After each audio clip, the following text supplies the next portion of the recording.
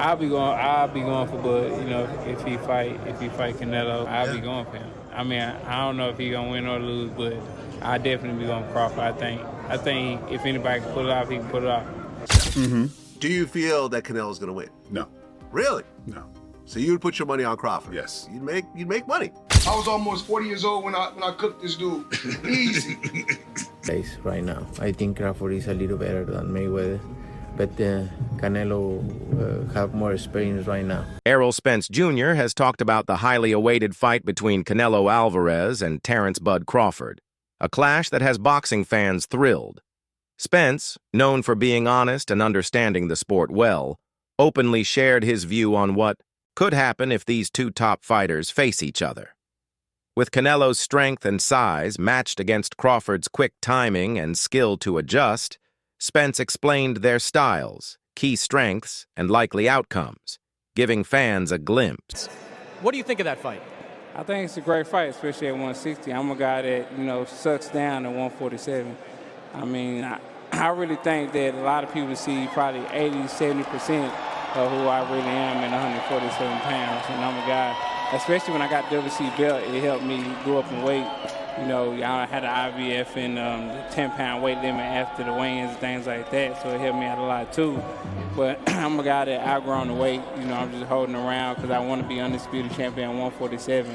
But if this is a great fight at 160, you know, I can definitely move up to 160 and fight there easily. Errol Spence Jr. has shown strong support for Terence Crawford in the big fight against Canelo Alvarez. Talking to different media outlets, Spence said that if anyone can move up in weight and defeat Canelo, it's Crawford. He's chasing greatness, so why not? Spence said.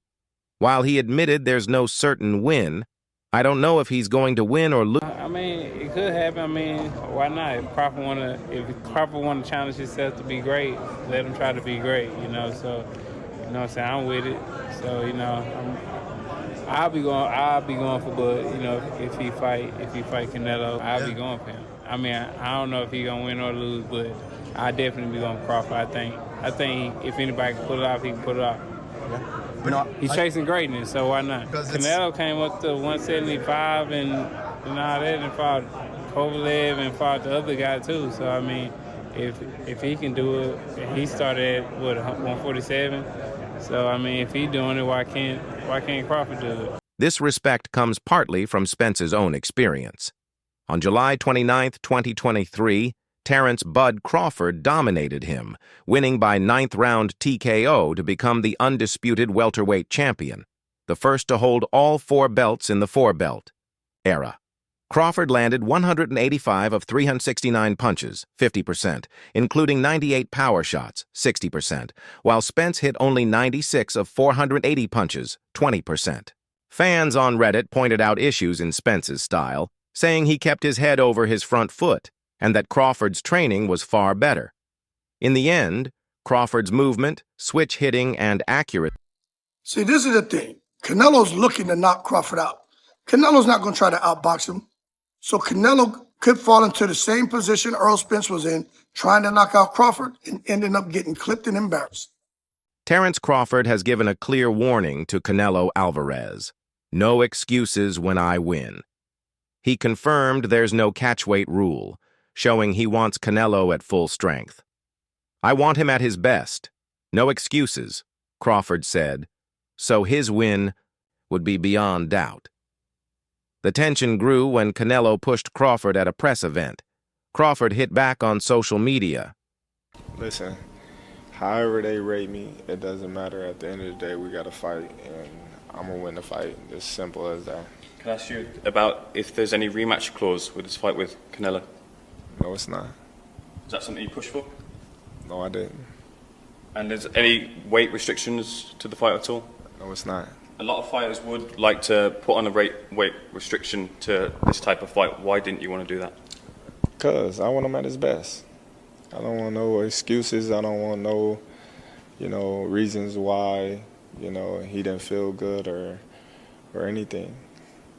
I want him at his best. There's a lot of experts that think Canelo's not the same fighter. His punch output's a lot less. What do you think, considering the last 12 months or so? Is he the same fighter he was maybe a few years ago?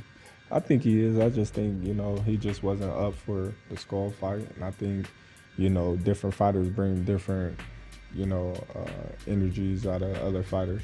A lot of people are judging you on the Madrimov fight, saying you struggled moving up in weight. You're going further up in weight, and they're saying that's going to go against you based on the Madrimov fight. How do you kind of reply to that? Oscar De La Hoya still isn't sure about the fight. He says Canelo's strong chin and natural size at 168 lbs make him a tough challenge, but he also praises Crawford's ring IQ, footwork, and adaptability, even comparing him to Bruce Lee.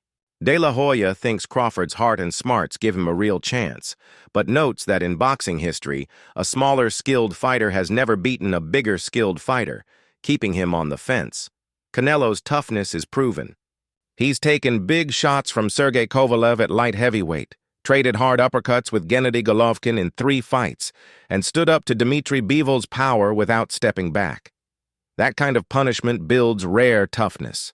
Crawford, however, is moving up 2 weight classes to super middleweight with no experience against steady power at 168 lbs.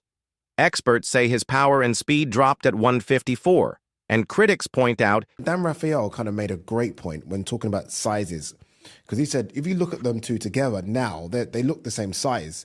He said people have got the idea of the size thing wrong. It's not looking at them as a physical package, it's who has absorbed the bigger shots in the weight division. So, and it was good. It was a very good point. It was like Canelo has been hit by light heavyweights and super middleweights for the best part of a decade. Basically, he's so used to taking those shots, whereas Crawford hasn't. Crawford's been hit by 140 guys and 147 guys for the best part of a decade. Yeah. What's Crawford going to be like? So basically, trying to say Canelo could easily absorb Crawford shots. Can Crawford easily absorb Canelo's punches? If you're taking shots from Triple G, Sergey Kovalev, Dmitry Bivol, and you're staying on your feet, not getting hurt, not even getting wobbled, just literally shaking it off. Yeah, you can take Terence Crawford shots. 100%. Right. Hall of Fame legend Sugar Ray. Leonard understands how big this step is. Speaking to the media, he gave Crawford a clear message, admitting the challenge of moving up in weight. He recalled his own struggles when changing divisions. It's a big difference. Every time he hits me, he hurts me. But you can do it. Leonard advised Crawford to play to his strengths. Stay on the outside, fight his fight. You know, what about Crawford do you think can bridge the weight gap? Or like with you, what did bridge the weight gap? Because a lot of people are just saying, hey, Canelo's just too big for someone like Terence. That's true, but you know what? There's always a way. Put it that there's always a way. There's always a way to win. Rising welterweight star Jaron Boots.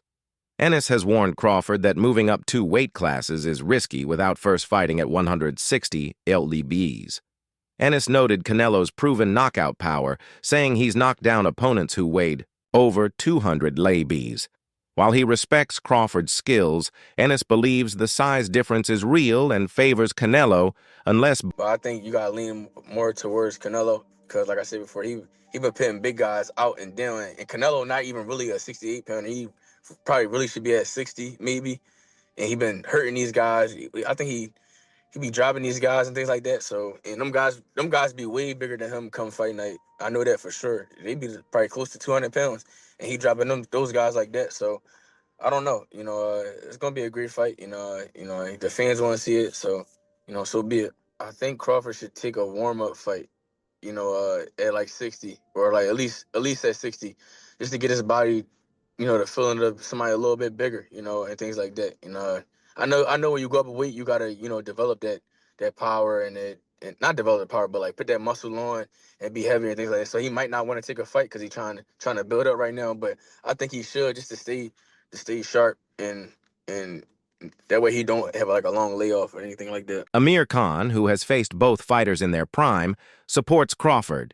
He praises Bud's sharp boxing IQ, footwork, movement, and accurate punching. Khan says Crawford was very hard to hit in their fight, unlike Canelo, who was easier for him to land on. While he admits Canelo has more one-punch power, Khan believes Crawford's ring smarts and slick style give him... I fought them both. Like, what are the differences between them? Canelo's strong and is easily hit. Very easily hit, very easily. Compared to when I fought against Crawford, I couldn't even hit clean. They both hit hard because, and you can see the strength when I was fighting against Crawford. He is very strong as well. So look, yeah, but why does he need to give that much away? He's pound for pound #1 in the world. Why does he have to go for fighting Canelo? I think that Crawford could beat him because Crawford is a big 147 fighter and is strong as well, which a lot of people don't give him the credit for. I think that fight, if it does happen, as long as Crawford stays away and just boxes and be smart, he can win that fight. I think Crawford's a better fighter than Charlo, and he's a smart fighter as well. He switches and everything, so that would be a very good fight. Legendary commentator Jim Lampley says the Canelo versus Crawford fight is one of boxing's biggest events. He calls Crawford the most complete fighter today, comparing his adaptability and counterpunching to Sugar Ray Robinson, and thinks he could frustrate Canelo over 12 rounds. Still, Lampley leans slightly toward Canelo, citing his proven chin and top-level body shots at super middleweight. He says Crawford must fully outbox the champion to win, since even one mistake could let Canelo's power change the entire fight. Crawford is going to fight Canelo, because even if I have some doubts and misgivings about the size matchup, it is two action fighters who like to fight aggressively at times, not all the times, going against each other, and we'll see who can open the other person's tuna can, so to speak. Legendary trainer Teddy Atlas is clear in his support for Bud. "I ain't going against Crawford. He's special," Atlas said, praising Crawford's elite ring IQ, timing, and awareness as his X factor, something he thinks can offset Canelo's power and experience. While he respects Canelo's strength and record, Atlas notes the Mexican star has slowed down, and Crawford's adaptability, shown in big fights at 154 lbs, gives him the confidence to step up to 100. Maybe he's a little overrated. Terence Crawford versus Canelo Alvarez at 168 pounds. Canelo's really good. But I think Crawford is special. I know he hasn't fought the resume everyone wants, but you have that or you don't have that ingredient. I think he has it. Canelo's really good. He's tremendous. But could he be a tiny bit overrated? The greatness is within Crawford. It's in his desire. It's in his mind. It's in his makeup, where he came from. I know he's moving up in weight class. Can he carry it? But those intangibles, I believe that he has them. Joel Diaz, who trained Israel Madrimov, flatly said, "Bud has no real chance against Canelo." Diaz explained that the way to beat Crawford is steady body attacks, something most opponents haven't done well. He noted Crawford's switch hitting between southpaw and orthodox makes headshots harder to land, but leaves his body more open. Madrimov targeted Crawford's ribs and liver early, causing swelling and slowing him down. With Canelo's top-level body punching and power at super middleweight, Diaz believes Crawford... A lot of people that say that Crawford can beat Canelo, no problem. I mean, I respect that, but I just think they're stupid. I mean, excuse my language. The size difference of a bigger man changes everything with one punch. And I can see the same thing. I mean, you saw Canelo Alvarez fighting Amir Khan. Now, look at this. Terence Crawford moved from 47 to 54 to fight Madrimov. What did he do to Madrimov? Nothing. Okay, Madrimov was a 54-pounder. Now, to move up to 168, that's 2 more divisions. Canelo Alvarez will take any punch from Crawford, but I don't think Crawford will take any punches from Canelo.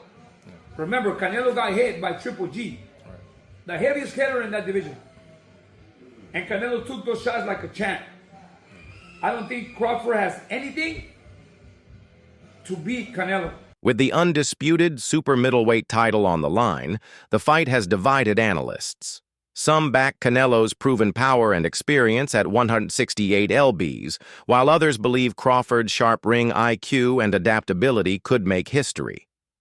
Critics note Crawford's age, almost 38, his recent inactivity, and the big jump in weight. He fell for every feint, and then he got... I thought he lost. I thought Madrimov won. I think Crawford hurt his feelings, but he didn't hurt those guys. And how many times did he rock him? None. None. And so you're gonna tell me that he's gonna go up to the light, the light heavyweight? Ask them, don't ask me. He don't like Crawford. No, I think I like Crawford. In a lot of fights, I like Crawford. But on this one, it's just a bigger version of him. And I don't think that. And again, he's beaten. You're talking about a guy who pro debuted at 126 maybe. He was a featherweight, and then you're talking about a guy who pro debuted at a junior welterweight. So they've always been a big difference in divisions. Featherweight, junior, light. So 4 divisions. But also look at their resumes. Who did Crawford beat? What's his biggest win besides Spence? Sean Porter, Errol Spence. Why do you think besides Spence? Like because Spence was after 2 accidents. He wasn't the same. No, after Mikey, Spence wasn't the same. Who did Crawford beat besides Spence? Well, fucking Spence was a good one. Promoter Samson Lucas has a different take, saying the fight feels more like a business deal than a purely athletic contest. He questions its safety and fairness, wondering if it's driven more by marketability than true competition. Still, in fan-made fantasy matchups, excitement is high.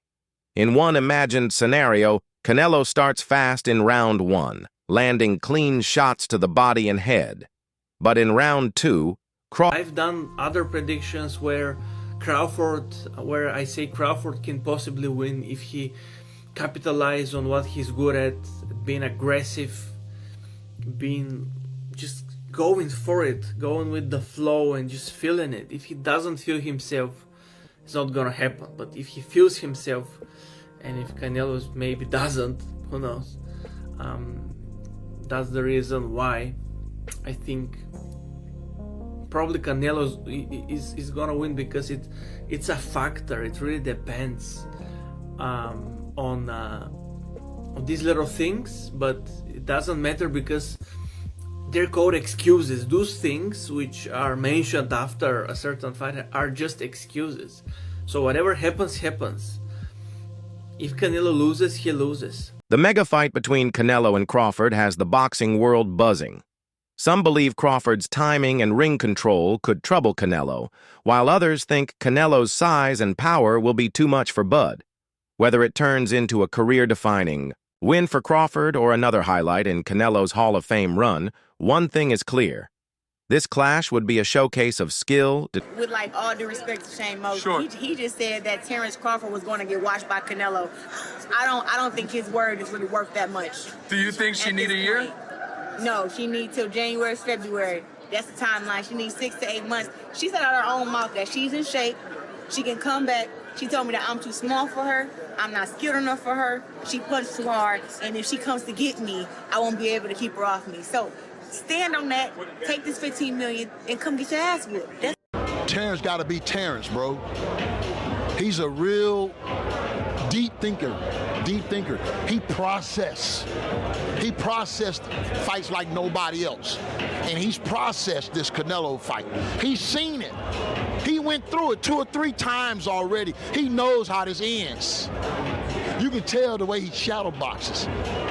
He visualizing Canelo being right there in front of him. You understand? Look at the movement. That's all you got to do. Look at the movement. And that's the type of master boxer that Canelo is going to be facing. And the only thing I say is Canelo hasn't faced an opponent like this in a long time. You know what I mean? I think Canelo's going to have to go back to the Caleb Plant fight and look that good, that active, that, you feel me, moving with that type of grace to beat Terence Crawford. Because weight ain't going to make the difference. It ain't going to be the weight. It's going to be the skill set.